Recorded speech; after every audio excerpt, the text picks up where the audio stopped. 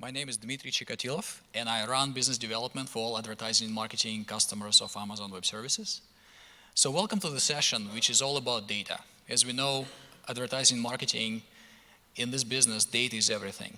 So we would love to present for you two customers today. It's Analect and Zeta, which will tell you more about how they build solutions on Amazon Web Services. So we are a customer-obsessed company, so we would love to hear more from our customers, how they use our technologies, how they use them for driving innovation and driving really exciting business outcomes. So with that, please warm welcome for Team Analect. Hey, thank you. Fantastic. I'm audible. Beautiful. So I'm Eric Whitney from Analect. Today what we're going to talk about is the focused technical thing we're going to discuss is using containers for automated daily ingestion of about 85,000 files of event data into 400 gigabytes of compressed Parquet files and surfacing to our analytics users via Amazon Athena and Amazon Redshift Spectrum. So that's the technical kind of core of what we're going to talk about, but I'm going to put some color around our general use of Amazon services for large data and the type of data we work with as an advertising-focused customer. So who we are. So I am from Analect. We are a subsidiary of Omnicom Media Group, which in turn is part of Omnicom. Top couple global advertising holding companies. Our client list is like a who's who of companies you're familiar with and whose products you use on a daily basis. We've been cloud at Analect for about 8 years, early in our existence, and specifically on Amazon very heavily. I kind of looked at my closet options of a blue blazer or the 2015 Amazon reInvent hoodie, which still fits perfectly, and I decided to go ahead with this today. So, I've been around attending this personally for about 5 years. We've got actually the architect, Eric Com over there, yes, who worked on the project I'm going to talk about here, and he's doing a chalk talk later where it'd be good if you want to get more detail and sort of Q&A with him. It's in this building, so it'll be very, very easy.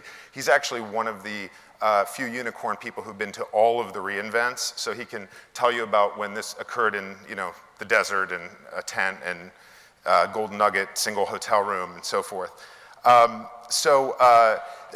We've been working with various Amazon services. So specifically on the data side, we were a beta user of the Spectrum Redshift service, so pre-release user, and we're currently, and I don't know if I can use this stat out loud, but I'm going to, so Amazon maybe tells all their customers this, but we're currently the largest single global user of Amazon Spectrum by data volume and query volume. So we're at the edge of what's possible with these technologies.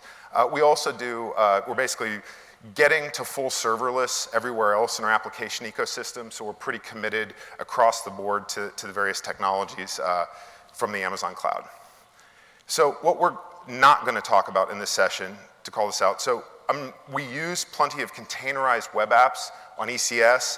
It's a good thing. You should do that, get rid of servers, but we're not going to talk about that specifically today.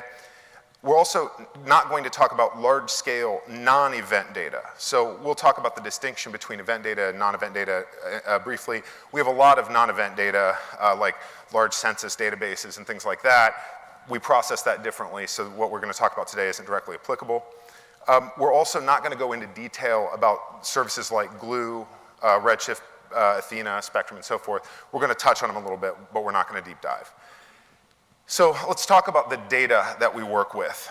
So we are focused, we are as Analect, the primary custodian within Omnicom of Omnicom's people-based marketing platform named Omni, which is a set of technologies that have been in development for years by different parts of the broader organization. And we kind of have the responsibility of unifying and integrating all these capabilities. And our particular focus is on large audience data, people-based data sets, as well as a very large ad inventory, the actual ad placements down to the SKU level globally. We have that data as well, but we're not going to bring that up today. So we have a lot of formats of data. We have many partners that we get data from, many frequencies of data arrival, and our scale is petabytes, trillions of items, and global. So we have all of the challenges of GDPR, now California, et cetera, of local market, properly in region hosting and data management. So two basic types of data in the audience world and the people world that we're talking about. So we have attribute data, and those would be things that are essentially sort of semi-long-lived facts about individuals. So they can include things like gender, age, income, and so forth. And then on the other side, we have event data, which would be things that the people are doing, actions that they're taking, like browsing behavior on the web, ads that they're viewing, purchases that they've made, physical places they've visited, and so forth. So we have many sources to break this down a little bit further. So obviously getting demographic and interest information, again, that's non-event data, so basic fact data from a variety of large whole United States, whole North America, whole European data sources, for example, to purchase data, so that would be events that have occurred where you've actually purchased items and that's associated with you, and we can bring that and connect it to to develop that profile. TV viewership, which is in the last few years, obviously streaming sources are overtaking broadcast television, where you're able then to know exactly what somebody was watching at a particular time. Location data, such as where they were spending, gym, beach, coffee shops that they've been to. Website visits, so clickstream is clearly very, very big. So where are they visiting on the web? What are they doing when they're there? Are they in market for a product, like seem to be searching for a new car? Are they shopping on Amazon, for example? And then finally, we can have CRM data. So for our advertisers, if they're building big, valuable internal data sets about their customers, so their current customers or people who've redeemed coupons or whatever that might be, we can bring that data in and connect it to all of these other sources of data and develop that sort of 360-degree view of the individual. So this is a bit of a controversial slide, and I'm going to give you a little backstory on this. Data is like salad. I'm saying that with a straight face. So your pipeline matters more than how much you have in the fridge right now. So I'm going to say two things that I think are relatively important, and this is one of the things. It's said absurdly, and I realize that. There's been nobody that this has resonated with so far, but I believe in this particular group's ability to accept this metaphor.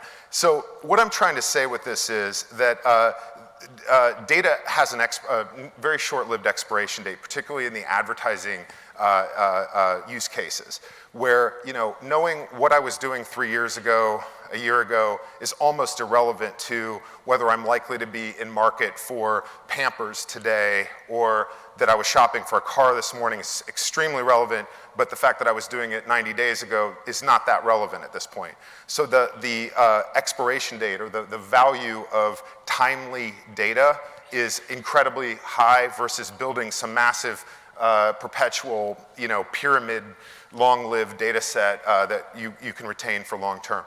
I want to also mention, so when I put this deck in, so the process for reInvent presentation is you do your deck early on, you send it into Amazon, they take it through copy editing and take it through the designer, so that's why they all look much better than they would look if the people like us would be the ones directly creating the final deck. When I got it back from that copy edit, they had replaced all of my occurrences of data. They converted it to plural. So this is what this looked like when I got this back. So I was doing my dry run for this presentation with the Amazon folks, and I said out loud, I was in the London office at the time, sitting amongst data scientists where I happened to be crashing at a desk, and the head of data science there heard me say, data are like salad. Within 3 minutes had posted it to our company Slack channel, and it thus ensued the greatest debate I've ever seen on our corporate Slack channel regarding datum data, comparing it to, you wouldn't say sand on a beach. I mean, it's amazing. So try this. This is the thing I recommend. Actually, I would like to ask this favor. Could people, because the folks that are actually from Analect are over here, could you guys just hold your phones up like you're taking a picture of me in front of this slide? And then I want to get a picture of you taking a picture of me as though this is one of the most important things you've seen at reInvent. You guys are the best. This is really going to sell. Nobody's going to believe how important, this is great. Thank you very much for that. Good people. Okay, so data are like salad. So Then the other thing, so I said I had two things. So that concept of the importance of the velocity of enablement of data, so getting new data that we've just sourced from somewhere, so it's the first time we've seen it, available to be used, is incredibly important. And then also the velocity of updates, obviously. So when we refresh that data, that trumps everything else, and it's a very huge advantage of the cloud generally, as far as these technologies being able to facilitate that incredible velocity and the evolution of the world towards even higher velocity. The other thing that I think is important, and this is a little digression from the core, but I want to talk about this a little bit. So we've been working through for years. Like I've said, we've got a long history with Amazon, we've got a long history with cloud, we've got a long history with technologies like the transition of Redshift from being a fixed, contains all your data, always on, costs the same amount consistently, to a Spectrum variation where it's on-demand priced, you don't have to store all your data in the physical database, you're paying much less money for S3 storage for a larger data set.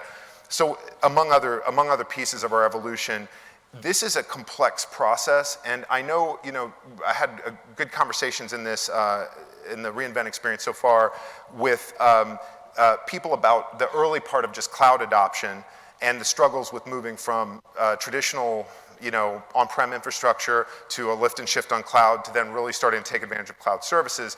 And the other story that I think that is also challenging is this one, which is the problem of moving from a world where you can predict how much your infrastructure is going to cost. Your server, you turn a server on, that server is going to do these things and be online and cost this much money for a year, to a world where you're paying as you go. And there's an enormous amount of value in cloud from that exact, the ability to do this now, but there's also a lot of risk and a lot of new learning and a lot of new challenges. So these boxes are a few of those challenges, ranging from, so I'll give one anecdotal example, and this is a really good one for anyone who's interested in dealing with this kind of problem. So our move from Redshift to Redshift Spectrum began years in advance by Redshift has query logs. So every bit of query activity in Redshift goes into a system table that will hold just the history of every query transaction, alter statement, et cetera. That gets auto-purged after about a week. So we implemented a process that sweeps that log perpetually into a long-running history of every bit of activity that occurred. Using that data, when it came time to evaluate transitioning to Spectrum, we were able to determine if this is the usage pattern we have, because the query log included things like bytes scanned and amount of time the queries took and so forth, as well as the SQL itself, if we want to go that far. We could use that information to say, if this is the usage that we're going to expect, this is exactly how much it will cost using the Spectrum functionality. So setting yourself up to be able to record your history and then be able to use that data to predict to model out what your likely costs are going to be is a critical piece of this. And then there's other steps of this, and the other one I want to call out right now is the CFO and finance alignment. So a big part of this process, the historic model of buying infrastructure, depreciating it over a number of years, being able to CapEx some of your infrastructure, evolves enormously in the world of this on-demand. It's like a night and day, different type of problem. Recognizing the need to bring your finance organization in, not on your annual budget period or a quarterly review, but making them like a tactical partner where there can be dialogues where they understand this is the line we're shooting for, this is the value of the changes we're getting ready to make and our expected overall cost advantages of making these moves. But on a month-to-month basis, we may have a rogue data scientist burn through, $30K in a weekend in an unpredicted way. We're going to have to have a dialogue to understand this is the world that we're dealing with now. It's not, the consequence in the old way is that you would overload a system, the system would go down and the users would be mad, but nobody spends any extra money. So I really recommend for anyone who's in that process to make this sort of finance piece a partner early on in this process. So what I'm actually going to focus on for the rest of this discussion is this single item here of, well, one of the problems you have when you're moving to this on-demand model where you've separated compute and storage is that you need to transform the data that you're going to be attaching to your dynamic compute into an optimized file format and partitioning structure so that it can be made best use of by those technologies. And so that's what we're going to talk about. That's what this particular project was focused on. So let's go back to data for a minute. So events, we mentioned events before. So the key distinguishing traits of events are you're going to have these basic properties, what we see here. So when it happens, so a timestamp of some kind, what happened, and it could be here we have URLs like, browsing activity on Amazon. It could be another type of clickstream visit. It could be a visit, ID so-and-so showed up at Starbucks, so location data. It doesn't really matter what it is, but it's going to be in some of this form where there's some kind of event that occurred, and then who did it. So some sort of ID, it could be a cookie, it could be a device ID, it could be an anonymized ID, but this is going to be your basic structure of event data. So every day in this environment, so this is just one project out of a big ecosystem of different projects, different data projects that we're supporting to drive the broader platform. So this isn't our comprehensive environment, so I'm speaking about one project right now. But in this project, every day, so our 100 partners still submit via file transfer versus streaming. Sometimes we pull, and sometimes the partner pushes. We get 85,000 raw event files each day in a wide variety of formats and structures. We create 400 gigabytes of partitioned Parquet output each day. Data is surfaced for use within hours of availability. There are no manual steps or human involvement in this process. And there's a final note because of the prior point. The consumption use cases for this particular system are prior day, few days past, and then historic. It's not a real-time system, so therefore the ability to accommodate the limitation of not having this up within seconds of data arrival is acceptable for this project. So a key trait of event sources are that it's a time sequence, and what that implies or ends up being true in fact is whether it's coming in real time or batch, events are almost always transferred by their original time sequence, which is also how we ultimately want to store them. That's the best way to store them on the ultimate like S3 in Parquet partition file structure. So simple basic concept here, but you're unlikely to get, if we're getting data for the last day or the last minute or the last month or whatever the form is, you're unlikely to get data for today or yesterday that also just randomly has April rows events showing up in it. Typically that's not going to happen, which means the batches of data that we're getting are going to be time contiguous, which means it's a nice opportunity to process that chunk of data as a unit without dependencies and need to look up or dependency on other data, and then the output of that goes to S3s, which are partitioned, again, optimally by a year, month, day, et cetera, so that the queries that you're running against that data can effectively optimize under your time filters you're likely to do. So this makes the event source type natural for this parallelized container based batch processing because each processing node doesn't need to have access to any of this other data. So our solution. So an overview, simple overview of this is, so we have raw data arriving to a landing zone on S3. We spin up containers to process that data to transform it to Parquet using Apache Spark.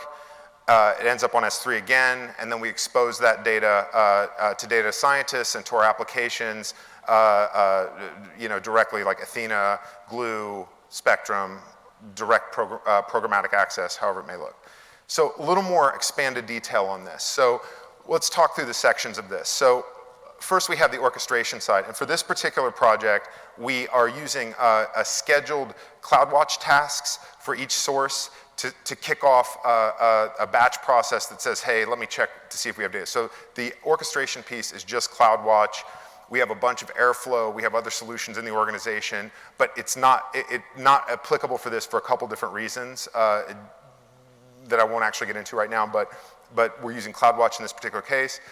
The data storage for this is entirely S3, so the in is S3 landing zone, and the out is S3 partition structure. We don't use any other data source storage for this at all. The consumption side, as I've mentioned a couple times now, are these attach Parquet to some analytics engine like Athena, Spectrum, and then we also can distribute further with Glue. And this is the part we're going to talk in a little bit more detail about. And then the actual processing work here is done with the batch queue where the batch jobs are kicked off by the CloudWatch, and then we spin up containers running Spark to actually process Parquet files. So going into a little more detail on that. So the work assessment containers are directly invoked by the CloudWatch jobs, so via AWS Batch. One of these jobs is scheduled for each data source or provider.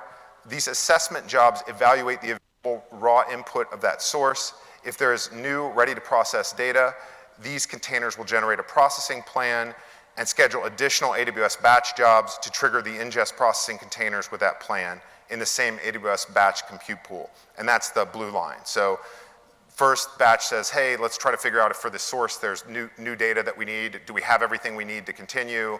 And that container does that assessment, generates a plan, and then triggers another batch process that do the actual work. And so that would create, those containers would then spin up to create the compressed, partitioned, columnar Parquet output. So the transformation work is done with local mode Apache Spark, which works very well for file sizes at or below a few gigabytes. This is why this type of processing architecture is ideal for event data, which is always distributed as smaller time box files. So going back to my example before, if we got a complete refresh of the North American phone book, this would not be an approach we use because the source files would just be too large when they arrive for this. A given Parquet transformation might take anywhere from a few seconds to 30 minutes, at which time the container is released, the AWS batch continues to the next queued processing plan, and we move on. So some key stats. So the typical number of parallel workers for us is around 200.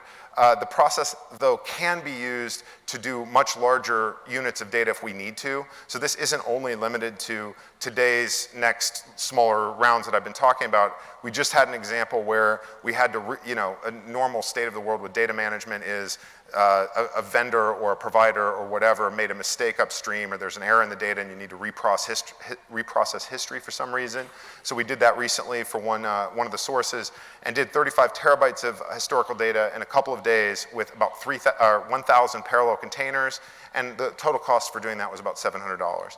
And again, I'd call out at that moment the idea of the economic component of a solution trickling down to be much more of a concern for your engineering layer than it would have been historically, where you just give the engineering layer a fixed set of infrastructure, so that's the cost. And then the issue is just contention and things failing and problems like that they can work out among themselves. With this, there is no essential fence around them, so it's good to incorporate them early into, like, let's figure out not just how long will this take, will it be effective, is the performance reasonable, but also how much will this cost when you extrapolate the units of work out to the volume that you're working with, et cetera.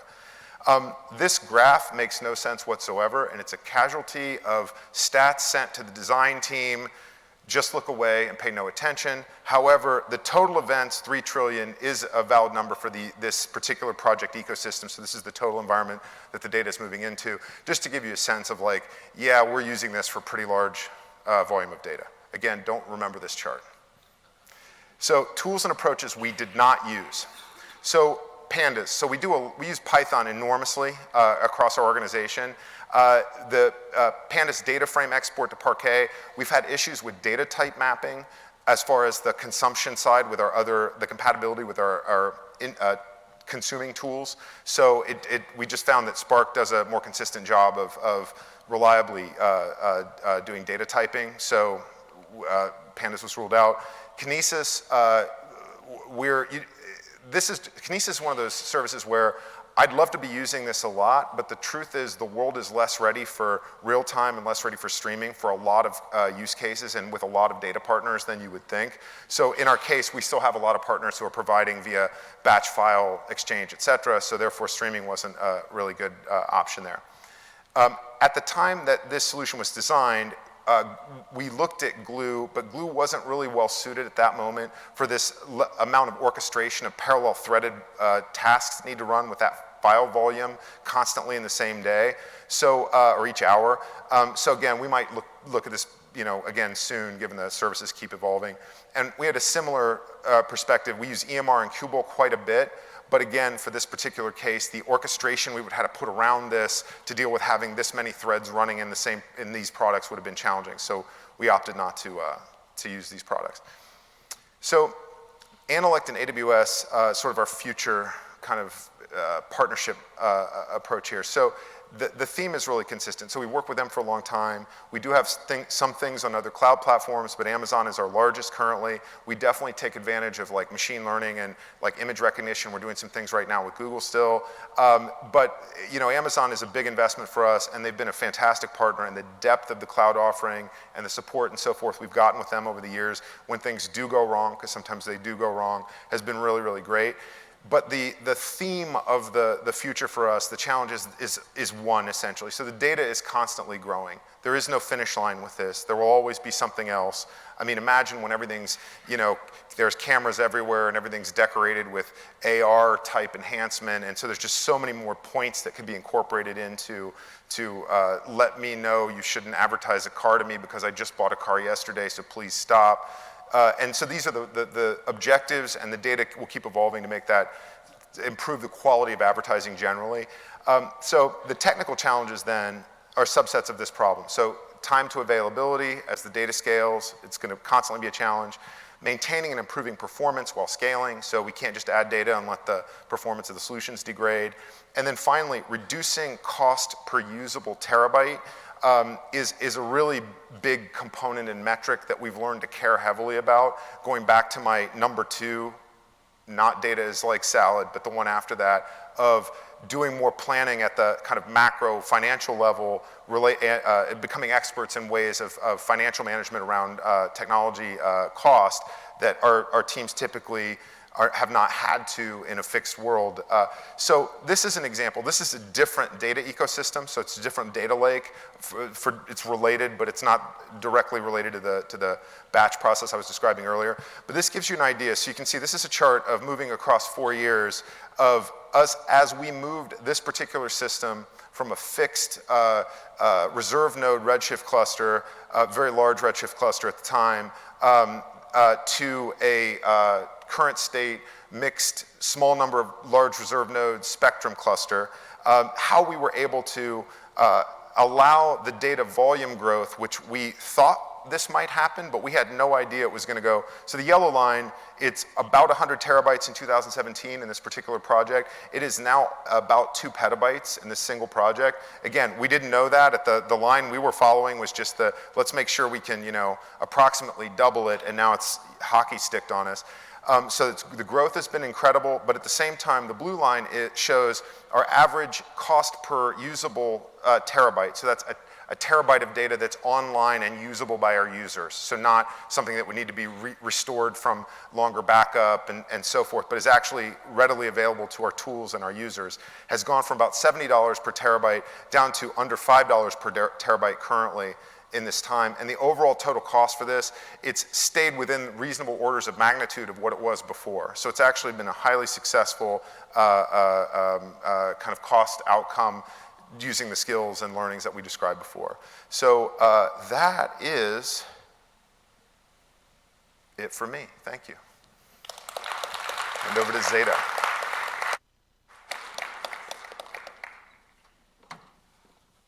Thank you, Eric.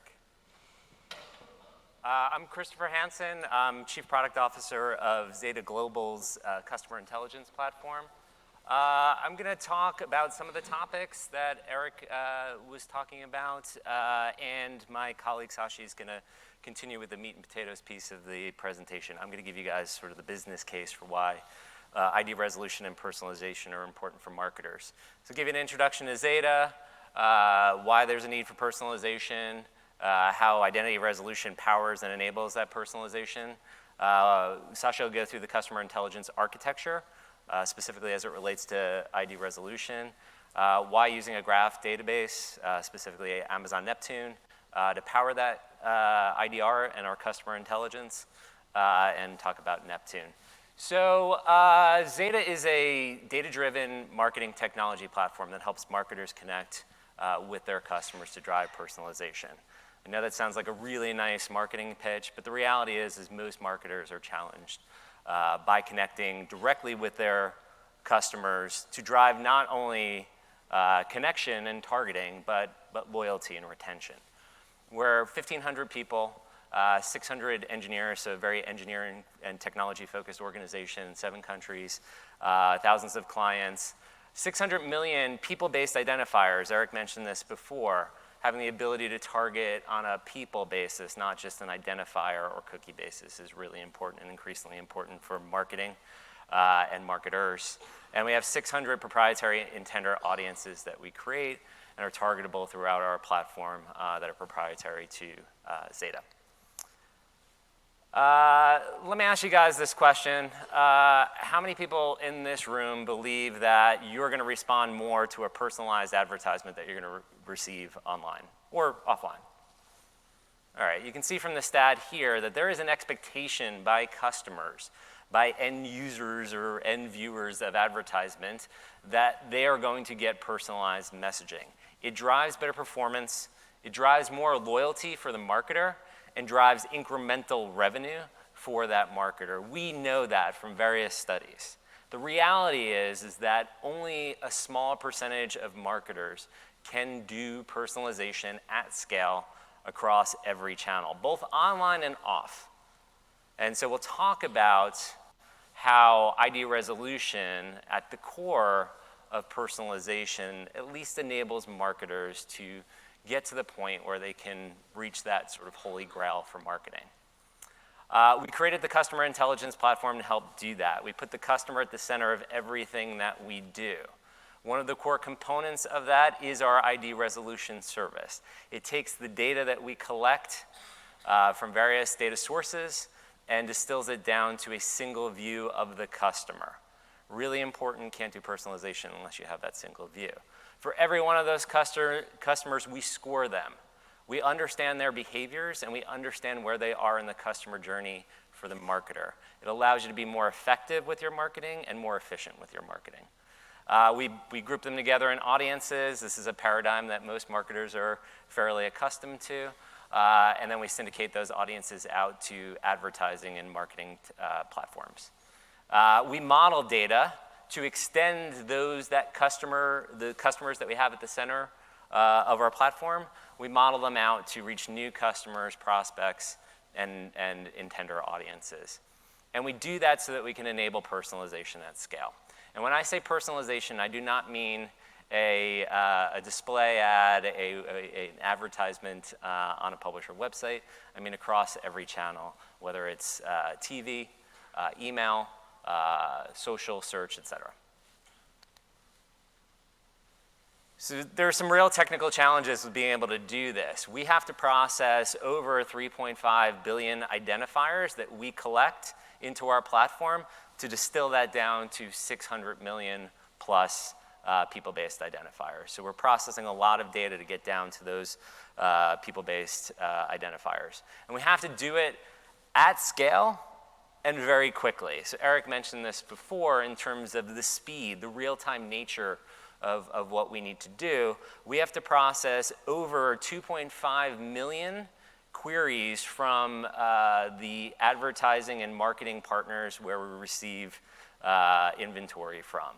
So that's a significant amount in less than a blink of an eye. And those response times, we have to respond in less than a blink of an eye. We have to respond in 80 milliseconds.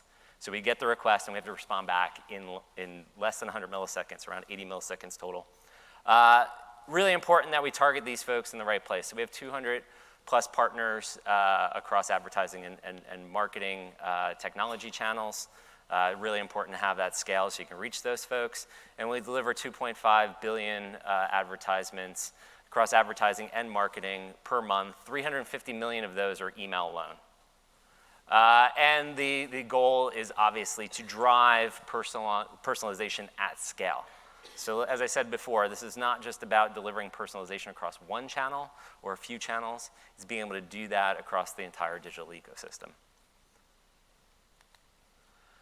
So how does identity resolution drive personalization? Well, first, as I said, we're getting data from a variety of sources. It could be cookies, it could be different data partners that we have, it could be from different devices from a customer. So we have to take that data, ingest it in, we match it both probabilistically and deterministically using our ID resolution service, which Sasha's going to talk about the architecture of, to distill down to that single view of the customer. We score each of those customers, as I mentioned before, to get a 360-degree view of that customer so that we can target them effectively.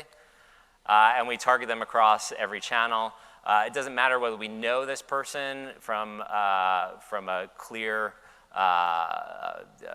identifier. They could be anonymous, but we target them down to the individual level, not at an identifier level. So I'm going to pass this off to Sashi to talk about the architecture of the platform and how we use Amazon Neptune to drive it. Thank you, Chris. Hi, guys. My name is Sasikala Singamaneni. I think my parents always knew that I will be the problem child, so this is how they got back to me, So I go by Sesi. I'm a software engineering manager at Zeta Global. So it's really exciting to be here and to share our experience about building identity resolution platform powered by Amazon Neptune and other AWS services. So Chris walked us through what identity resolution is and why it's relevant and so powerful for advertising in current day and age. Now, let's look at where and how we use it to meet those needs. So to simplify things, we can categorize our, so identity resolution is used part of our CI platform. It's short for customer intelligence that Chris mentioned. So this platform provides insightful view of the customer gained by integrating and analyzing data coming from different sources, and enables us, the marketer, to recognize high-value customers. We can provide personalization, and also helps in continuity of communication across devices when we are interacting with them. So basically, it drives an overall better customer experience. So to simplify things, let's categorize our CI platform into 4 steps. So step 1 is onboarding data. So this is where it all starts, by collecting customer information from various data sources and devices. Step 2 is to build, taking this diverse data, and to build a single and consistent 360-degree view of the customer with the help of identity resolution. Step 3 is to apply intelligence with the help of machine learning and using predictive capabilities to make informed marketing decisions. And this is what sets us as an advertiser apart from others. And step 4 is to finally use this information to engage with our customer, actually with the right customer at the right time on the right platform with the right personalized message. So here is our high-level architecture of our overall platform. It's a busy slide, so let me walk you guys through it. So part of our CI platform, we get both online and offline customer data. Online data is primarily their web activity, social media interaction, and on-site behavior. So this is how we know if you're spending too much time on the Tesla website wondering whether you want to pre-order that Cybertruck. That's the online data that we collect. So this data is getting collected via tags placed on the client's web page or on the mobile app.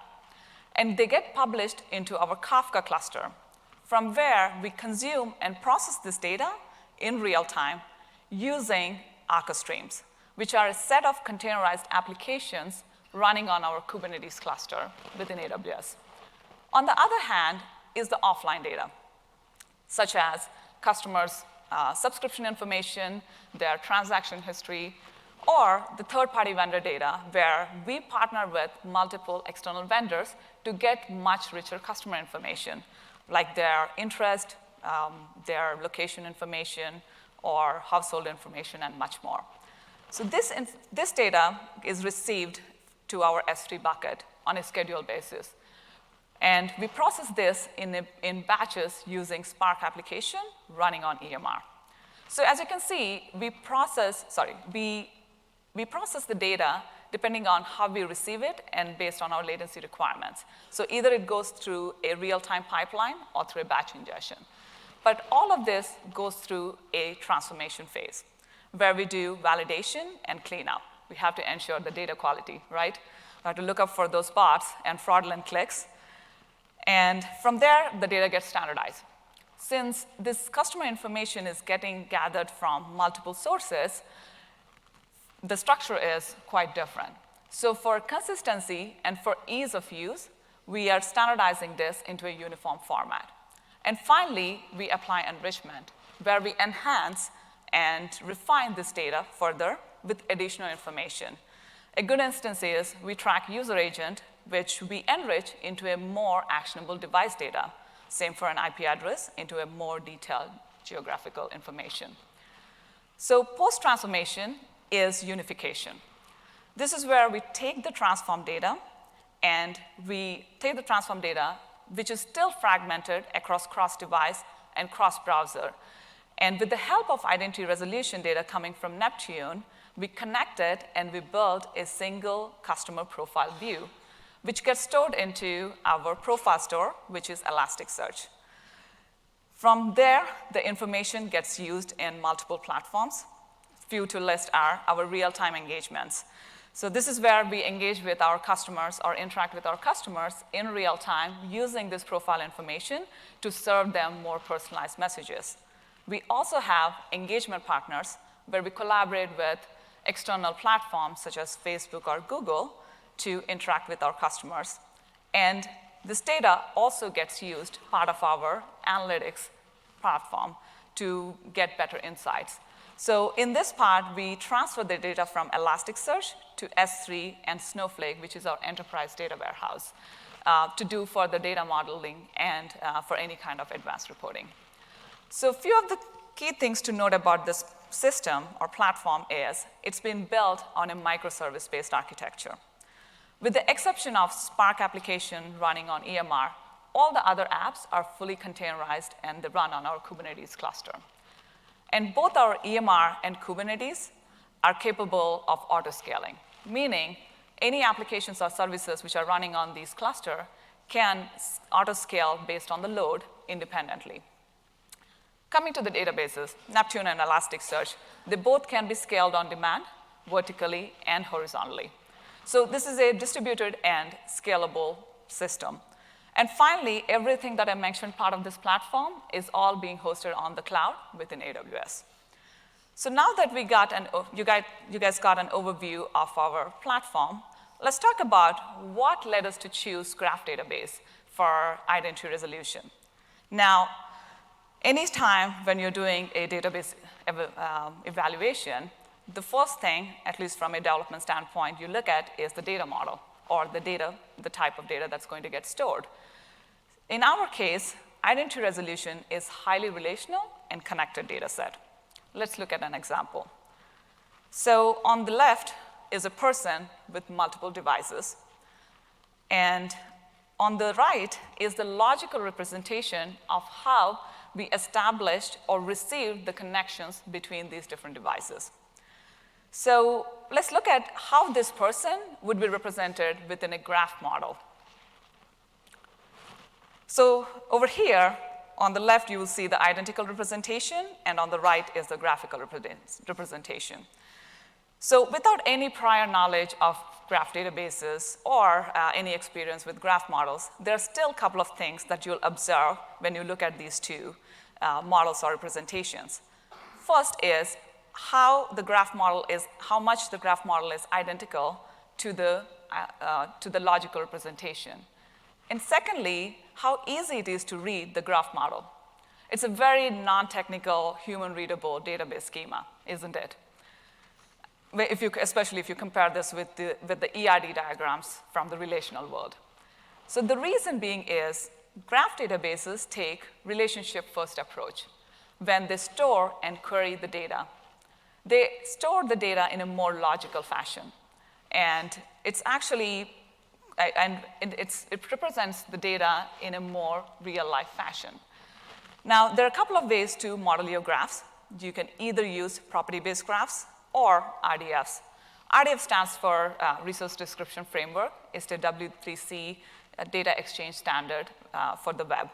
So these are exchange models which represents data more in a graphical structure and recommended more for information exchange or to publish data. On the other hand, the property-based graphs are more focused around efficient storage, which allows fast queries and fast traversals for connected data set. In our case, we use graph property-based graphs for identity resolution. So there are 3 key elements that you should be aware of when you are looking at a property-based graph. First is a vertex. A vertex usually represents entity. In this example, an entity is a customer identifier, like a cookie ID or a device ID. If you're familiar with the relational databases, you can think this as a table. The second one is an edge. An edge is what connects 2 vertices. It's a relationship.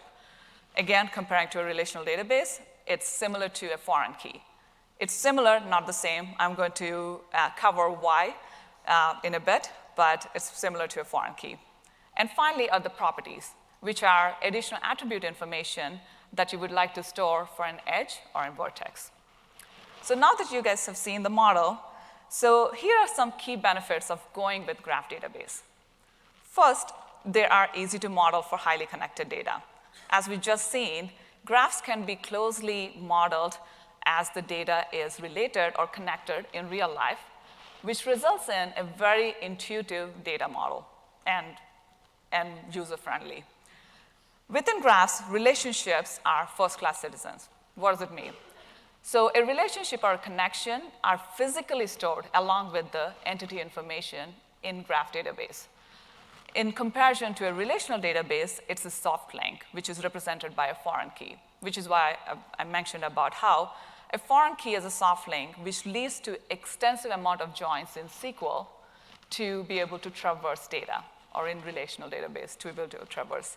Versus in graphs, these are physically stored, which makes the graph traversals very efficient. Coming to the DB schema, graphs are flexible. So adding, updating, or modifying any of the 3 components that I just mentioned is quite easy within graph databases. Versus in relational database, DB schemas are extremely rigid. So any kind of change can result in an extreme amount of work. It can be complex and tedious. And finally, one of the most important factor is the performance of graph queries. So graphs are extremely performant when it comes to traversing highly connected data set. And something that we actually observed in our production is the graph query performance remains consistent while the data size grows, which is quite unusual for databases.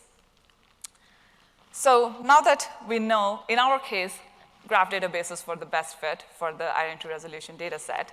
So let's talk about why we chose Neptune out of all the graph databases out in the market. To start with, no hardware management. So Neptune is a fully managed AWS service, which means that as a client, we do not have to do any kind of infrastructure management or maintenance, which is great from an operations standpoint. The second is instant provisioning. All it takes is a few clicks through the management console or through the API to provision Neptune. A cluster can be up and running all in minutes, so it's the ease of setup. Third is scaling, a core need of our system.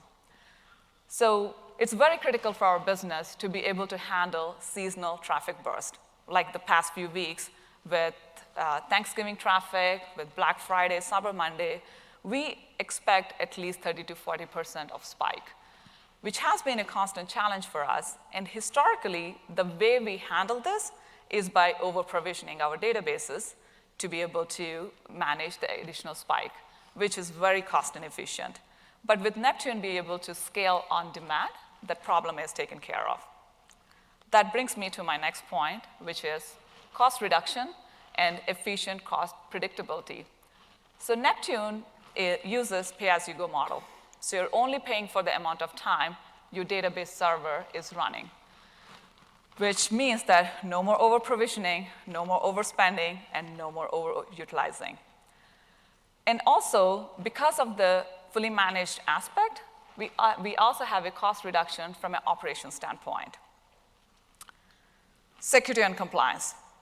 Like every business, we need to make sure anytime we pick a technology, they are following our security regulations, and they can help with the compliance, which we have to comply both for internal and external regulatory bodies. In our case, these are like ISO, GDPR, and now CCPA. So for this particular aspect, it's a shared responsibility between AWS and us to be able to do the security and compliance. AWS takes care of the infrastructure side of the security and compliance, and also provides the encryption at rest capability, which leaves us to focus more on the application side to make sure that the applications are built in a way that they are compliant and secure. And finally, Neptune is compatible with Apache Tinkerpop. This is an open source graph database which has a huge online developer community and presence. Because of that, it was a much seamless process to bring our development teams up to speed to learn on a new technology. So there are many more features that Neptune provides, but these were the few things that stood out for us. So now let's look at Neptune implementation. So this is a detailed diagram of how we ingest data and read data from Neptune. So there are 3 key jobs that interacts with Neptune on a constant basis. The first one is the incremental load that we receive for the identity resolution data on a daily basis. So this data includes both external vendor graphs and also our own internal connections. The data is received onto an S3 bucket, from where it gets processed, where we're doing all kinds of ETL, like standardization, cleanup, validation, and so forth, using Spark jobs running on our EMR cluster, and gets published back to another S3 bucket, which is our system of record. We have a nightly job that runs to load the system of record data into Neptune. This job is basically kicking off a Java application, which uses Apache Tinkerpop to interact with Neptune. So over time, we evolved this particular job, and now we have a more efficient and an additional way to load data, which leverages Neptune Loader. So Neptune provides this out-of-the-box process that can load external files directly into one of the Neptune DB instance. So you would think, why do we have to build a secondary way? So this process is a lot more faster. It has less overhead. It's optimized for large data sets, and most importantly, is more cost efficient, especially when it comes to the I/O cost. Our next job is an opt-out process. At Zeta, we take user consent very seriously. So when a customer or a person opts out or flags themselves as do not track, we honor that, and we delink and exclude all the pre-existing links for that particular customer or the customer identifier through this job. And we also add an attribute to the vertex of that particular customer identifier to recognize them, to make sure that to refrain from making any more future connections. The third one is expiration. So identity resolution dataset has a retention policy. Currently, Neptune doesn't have an inbuilt TTL, time to live. So we have this external job which runs on a daily basis and deletes all the edges and vertices that are older than our retention policy. So this was on the ingestion side. From a read standpoint, we have a service that sits on top of Neptune, which is basically what we use to query Neptune for any kind of business use case. So to tie this back to the CI architecture that I went through, this is the service that gets used by the unification process, where we are receiving the connected IDs from Neptune to build our single customer profile. So now that said and done, let's look at our key performance indicators. So we can currently process around 450 million requests per day, part of this platform. And the total processing time for us to process the data from the point we receive it to the point the data is available to be used for the engagements is around 500 milliseconds. And our Neptune query performance out of the 500 milliseconds is about 35 milliseconds. We have a total around 180 terabytes of data that we currently have across our entire CI platform. This includes Neptune, Elasticsearch, S3, EFS, EBS. Our current INT resolution data store handles about 1 billion customer profiles.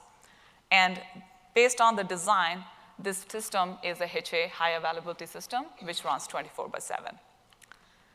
So to bring it all together, by leveraging Neptune and other AWS services, we were able to achieve a cost-efficient data platform at scale in a very short period of time.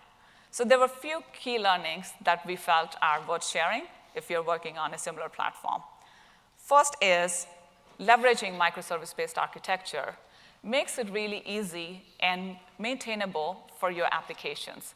Your applications can be compartmentalized based on the business capabilities, and it also gives the flexibility of choosing different technologies and to be able to scale differently.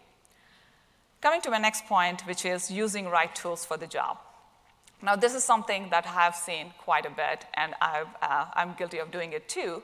As engineers, we love to explore, try, and use new technologies, which is great. But it's important not to lose focus on your problem statement.